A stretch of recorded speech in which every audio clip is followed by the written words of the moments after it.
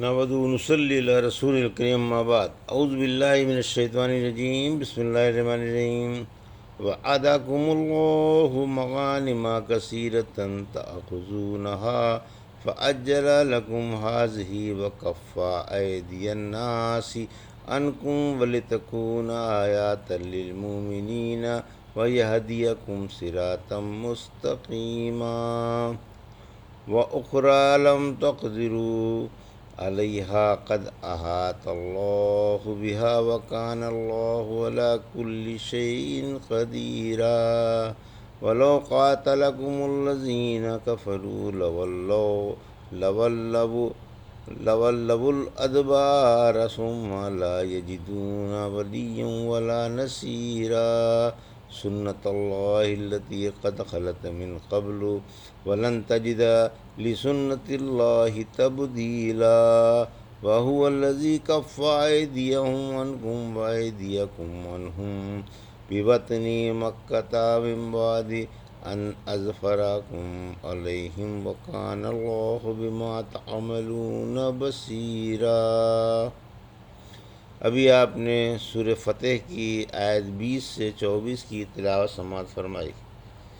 ان آیتوں کا ترجمہ اور تفسیر اس طرح ہے: وعدکم اللہ مغانم کثیرۃ تأخذونها فعجل لکم هذه وکف ایدی الناس عنکم ولتکون آیاتا للمؤمنین ویہدیکم صراطا مستقیما۔ آیت 20۔ وأخرى لم تقدروا عليها قد أحاط الله بها وكان الله على كل شيء قديرا۔ آیت 21۔ ولو قاتلكم الذين كفروا لولوا الأدبار ثم لا يجدون وليا ولا نصيرا۔ آیت 22۔ سنة الله التي قد خلت من قبل ولن تجد لسنة الله تبديلا۔ آیت 23۔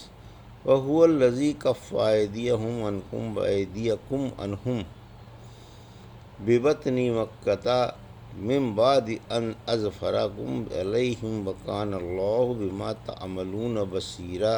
آیت 24۔ ترجمہ: اللہ نے تم سے بہت کچھ غنیمتوں کا وعدہ فرما لیا ہے جنہیں تم حاصل کرو گے، پھر یہ غنیمت تو جلدی ہی دے دی اور تم سے لوگوں کے ہاتھ روک دیے، اور تاکہ یہ ایمان والوں کے لیے ایک نشانی بن جائے اور تاکہ وہ تمہیں سیدھی راہ پر چلائے، اور دوسری غنیمتیں بھی عطا فرمائے جن پر تمہیں قدرت نہیں۔ اللہ انہیں گھیرے ہوئے ہے اور اللہ ہر چیز پر خوب قادر ہے۔ اگر کافر سے لڑیں گے تو تم سے پیٹھیں موڑ کر بھاگیں گے، پھر کوئی دوست اور حمایتی نہ پائیں گے۔ اللہ کے اس طریقے کے موافق جو پہلے ہی سے چلا آ رہا ہے، اور آپ اللہ کا طریقہ بدلا ہوا کبھی نہ پائیں گے۔ اسی نے ان کے ہاتھ تم سے اور تمہارے ہاتھ ان سے خاص مکے میں روک دیے، اس کے بعد کی اس نے تمہیں ان پر فتح دے دی، اور اللہ تمہارے عمل خوب دیکھنے والا ہے۔ یہ تھا ترجمہ سورہ فتح کی آیت 20 سے 24 کا۔ تفسیر۔ آیت 20۔ بہت سی غنیمتوں کی بشارت۔ بہت سی غنیمتوں سے اب تک کی غنیمتیں مراد ہیں، جن میں سے صلح حدیبیہ کے بعد خیبر کی غنیمت بہت جلدی مل گئی۔ یا جلدی والی غنیمت سے صلح حدیبیہ مراد ہے۔ لوگوں کے ہاتھ تم سے روک دیے، یعنی تمہارے دشمنوں نے تم سے جنگ کی تو تجویز سوچی تھی اس سے وہ تم کو ذرا بھی نقصان نہ پہنچا سکے، اور اللہ نے ان کے ہاتھ تم سے روک دیے۔ اس طرح مکے میں جو تمہارے بیوی بچے گھرے ہوئے تھے ان سے بھی تمہارے دشمنوں کے ہاتھ روک دیے، اور مدینہ کے منافقوں کے شر سے بھی بچا لیا۔ صلح حدیبیہ کو ایمان والوں کے لیے نمونہ بنایا گیا تاکہ وہ اس سے عبرت حاصل کریں کہ اللہ ان کا محافظ و نگران ہے اور تمام دشمنوں پر ان کی مدد کرنے والا ہے۔ اگرچہ مومنوں کی تعداد کم ہو، مسلمان اکثر اعدائے سے مرعوب نہ ہوں،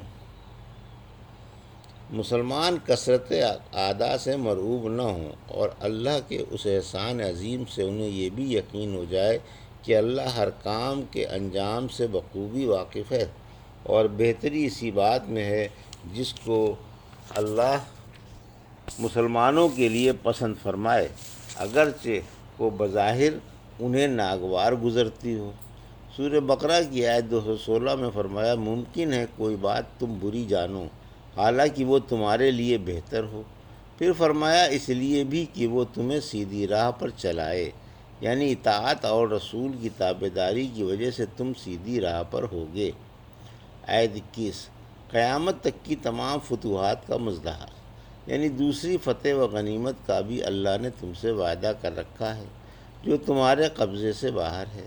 اللہ اسے بھی تمہارے لیے آسان فرما دے گا اور تم اس کی مشکلات پر قابو پاؤ گے۔ اللہ اپنے پرہیزگار بندوں کو ایسی جگہ سے روزیاں پہنچاتا ہے جہاں سے وہم و گمان بھی نہیں ہوتا۔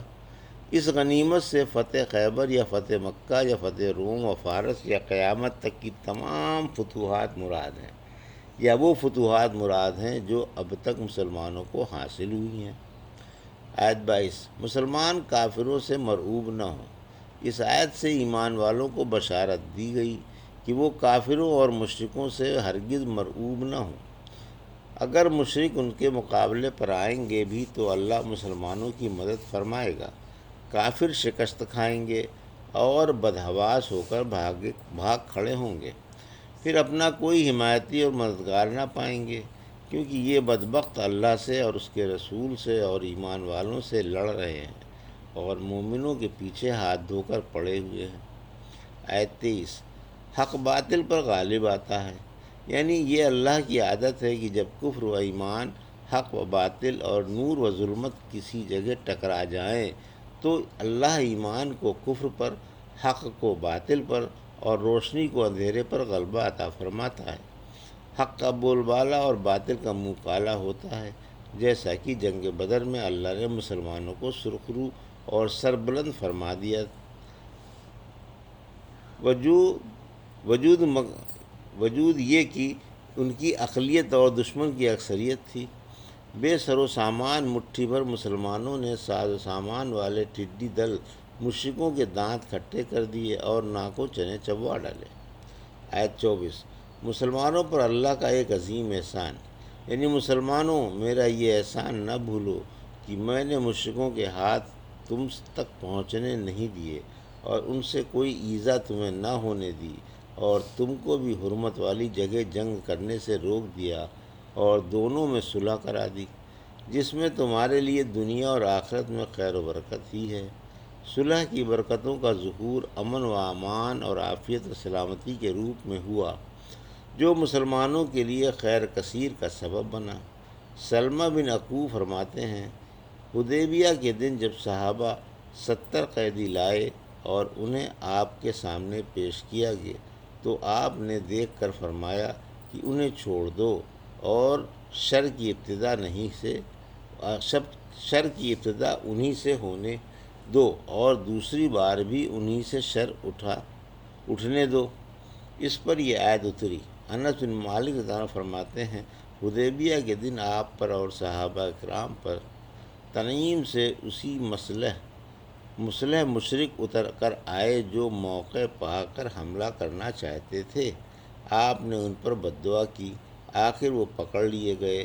انان رضی اللہ عنہ کا قول ہے کہ آپ نے انہیں معاف کر دیا اور یہ آیت اتری۔ یہ تھا سورہ فتح کی آیت 20 سے 24 کا ترجمہ اور تفسیر جو بھی آپ نے سماعت فرمائی۔ بارک اللہ لی و لکم فی القرآن ونفعنا وإیاکم بہذا الذکر الحکیم۔